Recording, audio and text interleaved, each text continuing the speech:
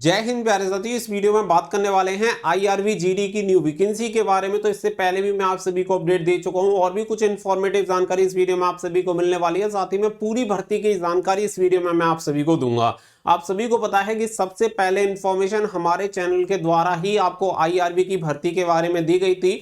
बाकी ये फिर भले ही दुनिया में हर कोई बता रहा हो, लेकिन हमारी इंफॉर्मेशन के बाद तो पूरी एग्जैक्ट और एक्चुअल इंफॉर्मेशन आप सभी को हमारे चैनल से मिल जाएगी। तो आप वीडियो को लास्ट तक ध्यान से जरूर देखें और वीडियो पसंद आए तो प्लीज वीडियो को लाइक शेयर करके चैनल को सब्सक्राइब जरूर कर लें, ताकि फ्यूचर में भी आप सभी को अगर कोई भी अपडेट मिलनी होगी तो सबसे पहले हमारे चैनल से रियल और ऑथेंटिक इंफॉर्मेशन मिल जाएगी। आगे बढ़ते हैं और आप सभी को पूरी इंफॉर्मेशन देते हैं। तो देखिए, नंबर ऑफ वैकेंसी की आप सभी को पता ही है कि 17,000 प्लस यहाँ पे वैकेंसीज हैं। और मैं आप सभी को बता दूं कि ये वैकेंसी 17,000 से भी ज्यादा रहेंगी। उसका रीजन मैं आप सभी को अभी सारी चीजें क्लियर कर दूंगा। सबसे पहले यहाँ पे आप सभी देख लीजिए कि ये नंबर ऑफ वैकेंसी है कैसे। आप सभी को बता दें कि अभी एमएचए की तरफ से कुछ आदेश दिए गए थे। उन आदेश में बताया गया था कि यहाँ पे 17 नई बटालियन बनानी है आईआरबी। अब आईआरबी होता क्या है तो आप सभी देख सकते हैं, इंडियन रिजर्व बटालियन इसकी फुल फॉर्म होती है आईआरबी का। आप सभी को बता दें कि यहाँ पे स्टेट वाइज कुछ बटालियन आप सभी की बनाई जा रही है, यानी कि टोटल नई 17 बटालियन बनेंगी। अब टोटल नई 17 बटालियन कहां बनेंगी? पहले आपकी झारखंड में 3 बटालियन बनेंगी, महाराष्ट्र में 2, छत्तीसगढ़ में 4, उड़ीसा में 3, जम्मू एंड कश्मीर में 5। तो टोटल मिला के आपकी 17 नई बटालियन हो जाएंगी। हर एक बटालियन में 1000 न्यू रिक्रूट किए जाएंगे। इस हिसाब से टोटल अगर देखा जाए तो यहाँ पे टोटल संख्या जो हो जाती है वो हो जाती है 17,000। लेकिन आप सभी को बता दें कि 2,500 वैकेंसी जो पहले निकाली जानी थी, लगभग अभी वो वाली वैकेंसी भी पेंडिंग है। यानी कि 17,000 और 2,500 को मिला दें तो लगभग 19,500। इसीलिए मैंने आप सभी को लास्ट वाली वीडियो में भी बोला था कि 20,000 प्लस ये वैकेंसी हो सकती है, क्योंकि इसमें कांस्टेबल की यानी कि जीडी जनरल ड्यूटी की भी वैकेंसी शामिल रहेंगी। साथ ही में जो आपका 4th ग्रुप होता है यानी कि ग्रुप डी की कुछ वैकेंसी रहेंगी, जिसमें ट्रेड्समैन वगैरह की भी वैकेंसी शामिल रहेंगी। तो इस तरीके से इनकी जो पदों की संख्या होगी वो लगभग 20,000 प्लस पहुंच सकती है। और यहाँ पे आप सभी को कुछ और एडिशनल इंफॉर्मेशन भी मैं दूंगा। देखिए, अगर मैं बात करूं तो पोस्ट एंड वैकेंसीज ऑलरेडी मैंने आपको क्लियर कर दी कि 20,000 प्लस यहाँ पे पोस्ट आपकी हो सकती हैं। एज क्राइटेरिया की बात करें तो 18 से 25 साल के कैंडिडेट इसके लिए अप्लाई कर सकते हैं। यानी कि जिन कैंडिडेट की भी एज 18 से 25 साल है वो सभी कैंडिडेट इसके लिए एलिजिबल रहेंगे। साथ ही में यहाँ पे उम्र सीमा भी छूट मिलती है। जैसे कि अगर आप ओबीसी से बिलोंग करते हो तो 3 साल, और अगर आप एससी या फिर एसटी से बिलोंग करेंगे तो आपको 5 साल की उम्र सीमा में छूट मिलती है। और इसके लिए जो सर्टिफिकेट होने चाहिए वो आपके सेंट्रल गवर्नमेंट के होने चाहिए, यानी कि केंद्र सरकार के। क्योंकि ये जो भर्ती निकाली जाती है वो एमएचए के अंडर आती है। ये आईआरबी आप सभी को बता दें कि इंडियन रिजर्व बटालियन जो काम करती है वो एमएचए के अंडर रह के काम करती है, यानी भारत सरकार का एक तरह से हिस्सा आप इसे कह सकते हैं। ये किसी राज्य सरकार यानी स्टेट गवर्नमेंट के अंडर रह के काम नहीं करती है। इसलिए जो भर्ती होती है पूरे जो आपके केंद्र के नियम होते हैं उसी के अकॉर्डिंग होती है। इसके अनुसार ओबीसी को 3 साल और एससी एसटी को 5 साल की छूट मिलती है। तो आपको केंद्र के सभी सर्टिफिकेट्स चाहिए होते हैं। साथ ही में अगर हम बात करें कि यहाँ पे उम्र सीमा कब से काउंट की जाएगी तो आप सभी को बता दें 1 जनवरी 2023 से आपकी उम्र की सीमा की जाएगी। तो इस दिन आपकी उम्र सीमा कम से कम 18 साल और मैक्सिमम 25 साल होनी चाहिए जनरल कैटेगरी में। और कितनी छूट मिलेगी वो मैंने आप सभी को ऑलरेडी क्लियर कर दी है। यहाँ पे देख सकते हैं, note age relaxation will be applicable as per the government of India rules. तो government of India rules regulation के अकॉर्डिंग रहेगा। फिर बात आती है एलिजिबिलिटी क्राइटेरिया के बारे में। तो यहाँ पे सबसे पहले एजुकेशन क्वालिफिकेशन की बात आती है। तो यहाँ पे कोई भी 10th स्टैंडर्ड जिसने क्वालिफाई कर रखा है, किसी भी स्टेट से आपने कर रखा हो, कोई भी मान्यता प्राप्त बोर्ड से अगर आपने 10वीं पास कर रखी है तो आप इस वैकेंसी के लिए एलिजिबल हैं। भले ही आपकी 35% हो, कोई फर्क नहीं पड़ता, बस आपके पास पासिंग सर्टिफिकेट होना कंपलसरी है। इसके लिए कोई परसेंटेज क्राइटेरिया नहीं रखा जाता है। 35% हो, कुछ भी हो, सिर्फ आप पास होने चाहिए। 10वीं अगर आप पास है किसी भी राज्य से तो आप इसके लिए आवेदन कर सकते हैं। फिर बात आती है कि एप्लीकेशन फीस यहाँ पे कितनी होती है। तो जो नॉर्मली आपकी फीस होती है यानी 100 रुपीज आपसे फीस ली जाती है केवल जनरल, ओबीसी और ईडब्ल्यूएस कैंडिडेट। बाकी का अगर आप जैसे एसटी से बिलोंग करें या फिर एससी से बिलोंग करें या फिर आप फीमेल कैंडिडेट हैं, किसी भी कैटेगरी से बिलोंग करते हैं तो आपको कोई भी फीस पे नहीं करनी है। और आप अगर एक्स सर्विसमैन से बिलोंग करते हैं तो भी आपको कोई भी फीस पे नहीं करनी है। फ्री ऑफ कॉस्ट आप इसके लिए अप्लाई कर सकते हैं। फिर देखिए, बात आती है कि यहाँ पे आईआरबी जीडी सिलेक्शन प्रोसेस की। यहाँ पे सिलेक्शन प्रोसेस क्या होता है। तो टोटल आपका 4 फेजेस में आपका सिलेक्शन प्रोसेस डिवाइड होता है। पहला आपका होता है PMTN PET यानी आपका फिजिकल मेजरमेंट टेस्ट और फिजिकल एफिशिएंसी टेस्ट, जिसमें आपकी नापतोल होती है, हाइट चेस्ट वेट वगैरह होता है, और PET में आपकी होती है रनिंग वगैरह, ठीक है, यानी कि दौड़ वगैरह से संबंधित शारीरिक दक्षता जो आपकी परीक्षा होती है वो आपकी होती है। फिर आपका रिटन एग्जामिनेशन और फिर आपका मेडिकल एग्जामिनेशन होता है। मेडिकल एग्जामिनेशन में कोई फेल हो जाता है तो आपका रिव्यू मेडिकल एग्जामिनेशन करवाया जाता है।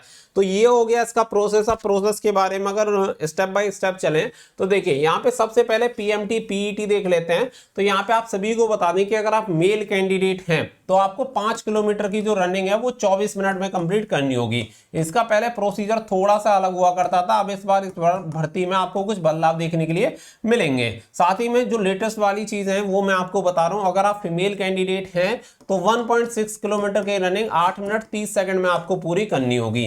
तो ये हो गई आपकी दौड़। इसके अलावा आपका PET में कुछ होना नहीं है, फिजिकल एफिशिएंसी टेस्ट में केवल आपका यही होता है। अगर आप फीमेल कैंडिडेट हैं तो आपकी लंबाई होनी चाहिए 157 सेंटीमीटर यानी कि 157 सेंटीमीटर, ठीक है।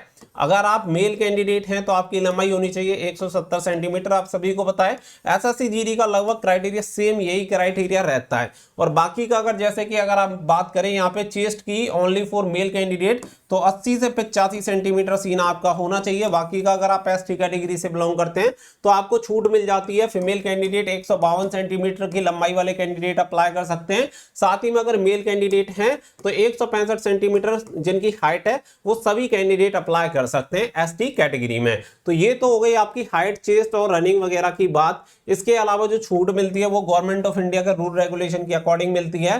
फिर बात आती है CBT एग्जामिनेशन। तो हो सकता है कि इस बार आपका CBT एग्जामिनेशन हो। आप सभी को बता दें पहले जो इसका एग्जाम होता था वो 100 मार्क्स का नहीं होता था। पहले इसका जो एग्जामिनेशन होता था उसका प्रोसेस कुछ अलग हुआ करता था, जिसमें आपके अलग अलग इवेंट के नंबर को जोड़ के टोटल फाइनल मेरिट लिस्ट बनती थी। लेकिन इस बार भर्ती प्रक्रिया में काफी सारे बदलाव हैं, जिसकी वजह से ये पूरा प्रोसेस बदल गया है और अब इस प्रोसेस को बहुत ही आसान कर दिया है कि अब जो आपका सिलेक्शन होगा वो CBT एग्जामिनेशन के बेसिस पे होगा, यानी केवल और केवल रिटन एग्जामिनेशन के बेसिस पे।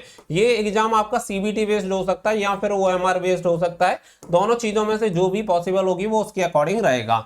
जैसे रीजनिंग के 25 क्वेश्चन होंगे 25 मार्क्स, जीके के 25 क्वेश्चन 25 मार्क्स, मैथमेटिक्स के 25 क्वेश्चन 25 मार्क्स और हिंदी और इंग्लिश में से एक ऑप्शनल रहेगा 25 क्वेश्चन रहेंगे 25 मार्क्स आपको दिए जाएंगे। हिंदी और इंग्लिश बाइलिंगुअल ये पेपर आता है तो दोनों ही भाषाओं में आपका पेपर होता है, कोई भी नेगेटिव मार्किंग यहाँ पे होती नहीं है। Apply all over India candidate इसके लिए अप्लाई कर सकते हैं। मेल एंड फीमेल दोनों कैंडिडेट के लिए वैकेंसी होती है। भारत के किसी भी राज्य से कोई भी महिला पुरुष अभ्यर्थी इसके लिए आवेदन कर सकता है। कोई भी बाउंडेशन नहीं है कि कोई अप्लाई कर सकता है नहीं कर सकता है, क्योंकि बटालियन भले ही आपकी स्टेट में डिवाइड होती है लेकिन ये वैकेंसी होती है केंद्र सरकार की, इसलिए पूरे भारत का कोई भी नागरिक इसके लिए आवेदन कर सकता है जो भी इसके लिए एलिजिबल और इंटरेस्टेड है। यहाँ पे बात आती है कि कौन इसके लिए अप्लाई कर सकता है और कैसे आप इसके लिए अप्लाई कर सकते हैं। तो आगे बढ़ते हैं।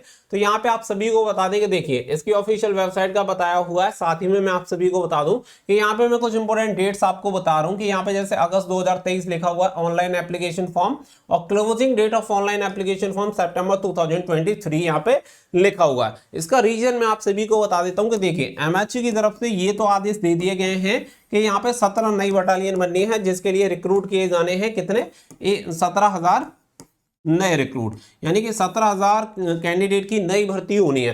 पोस्ट भी सारी चीजें इसके लिए क्या है कि भर्ती बोर्ड की तरफ से प्रपोजल जारी होगा, क्योंकि इसका सबसे बड़ा जो चैलेंज है कि इतनी बड़ी अगर भर्ती होगी तो भर्ती को करवाएगा कौन, क्योंकि भर्ती के लिए आप सभी को पता है कि नोडल एजेंसी वगैरह बनती है। इससे पहले कभी भी IRB में इतनी बड़ी भर्ती आपने नहीं देखी होगी।